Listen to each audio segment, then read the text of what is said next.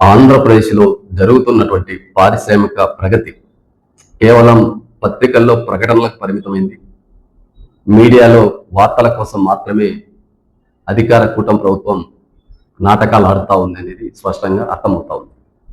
ఎందుకంటే నిన్న లోకేష్ గారు పారిశ్రామిక ప్రతినిధులతో, బ్యూరోక్రాట్స్తో, మంత్రులతో జరిగినటువంటి చర్చలో 33 లక్షల కోట్ల నిధులు ఆంధ్రప్రదేశ్కి రాబోతున్నాయి, 23 లక్షల ఉద్యోగాలు యువతకు అందజేస్తున్నాము.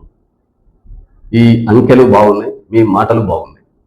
ఆ పారిశ్రామికవేత్తలకు అందిస్తున్నటువంటి భూములు ఎవరో నారా లోకేష్ గారు సమాధానం చెప్పాలి. అవి చంద్రబాబు నాయుడు వినున్నాయి, జగన్మోహన్ రెడ్డి గారు వినున్నాయి, పెద్దిరెడ్డి రామచంద్రారెడ్డి గారు వినున్నాయి, సుజనా చౌదరి వినున్నాయి, సీఎం రమేష్ గారు వినున్నాయి, దగ్గుపాటి పురంధరేశ్వరి వినున్నాయి, పవన్ కళ్యాణ్ గారు వినున్నాయి. ఇస్తున్నది పేదల భూములు, ఇస్తున్నది దళితుల భూములు, ఇస్తున్నది బలహీన వర్గాల భూములు, ఇస్తున్నవి గిరిజన భూములు. లబ్ధి పొందుతున్నది మాత్రం మీరు, మీ పార్టీ ప్రతినిధులు. ఆ లక్షల కోట్ల అభివృద్ధిలో మా వాటా చెప్పాలని చెప్పి నారా లోకేష్ గారికి, చంద్రబాబు నాయుడు గారికి డిమాండ్ చేస్తా ఉన్నాం. అదేవిధంగా గత 5-6 సంవత్సరాలుగా ఈ రాష్ట్రంలో దళితులకు పరిశ్రమల ఏర్పాటులో రాయితీలు కల్పిస్తామని చెప్పి, మిమ్మల్ని పారిశ్రామికవేత్తలుగా చేస్తామని చెప్పి దాదాపు వేలాది మందిని, దళిత కుటుంబాలకు చెందినటువంటి మహిళలు అప్పులు చేసి బ్యాంకుల్లో తమకు శక్తికి మించి ప్రభుత్వ ప్రకటనలు నమ్మి, అది జగన్మోహన్ రెడ్డి అయినా చంద్రబాబు నాయుడు అయినా, ఆ పారిశ్రామిక ప్రగతిలో రాయితీలు ఇవ్వాల్సినటువంటి ప్రభుత్వాలు యాజ్ అండ్ టుడే ఇప్పటికి 700 కోట్ల రూపాయలు దళితుల పరిశ్రమలకు ఇవ్వవలసినటువంటి రాయితీలు వారు అప్పులు చేసి ఇప్పటికీ అనేక మంది ఆర్థిక సంక్షోభంలోకి నెట్టి ఇబ్బందులు పడతా ఉన్నారు.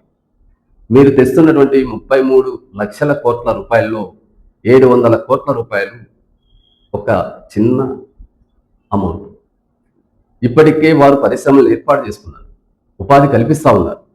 మీరు మాట మీద నిబద్ధతతో పనిచేసేటువంటి నాయకత్వం మీలో ఉంటే మొదట దళిత పారిశ్రామికవేత్తల యొక్క ఇవ్వవలసినటువంటి రాయితీ రుణాలను, వాళ్ళ రాయితీలను విడుదల చేయాలా. ఆ 700 కోట్లు విడుదల చేసినటువంటి వెంటనే నువ్వు పారిశ్రామిక ప్రగతి గురించి మాట్లాడు, 23 లక్షల ఉద్యోగాల గురించి మాట్లాడు.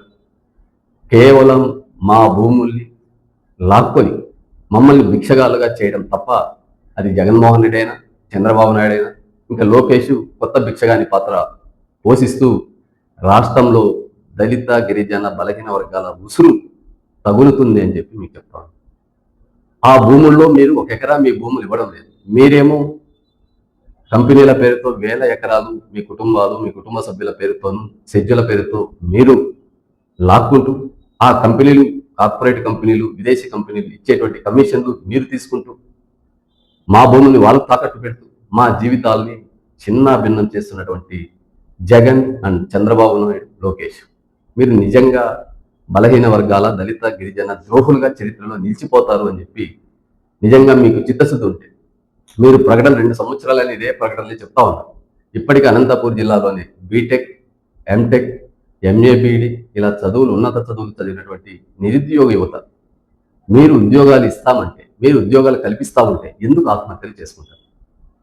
వీటికి కూడా సమాధానం చెప్పాలి. ప్రకటనలు కాకుండా ప్రాక్టికల్గా ప్రజలకు మేలు చేసేటువంటి అజెండాను ముందుకు తీసుకెళ్లాలని, ప్రైవేట్ కార్పొరేట్ వ్యక్తులకు పేదల భూములు అప్పగించద్దని, ప్రత్యామ్నాయ భూములు వారికి ఇవ్వాలని, వారికి ఉద్యోగ ఉపాధి అవకాశాలు కల్పించాలని ఈ సందర్భంగా డిమాండ్ చేస్తాం. Thank you.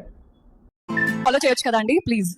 అందరికీ నమస్కారం. మీరు వీడియో చూస్తున్నారు కానీ సబ్స్క్రైబ్ చేసుకోవడం లేదు. దయచేసి సబ్స్క్రైబ్ చేసుకోండి, మాకు సపోర్ట్ చేయండి.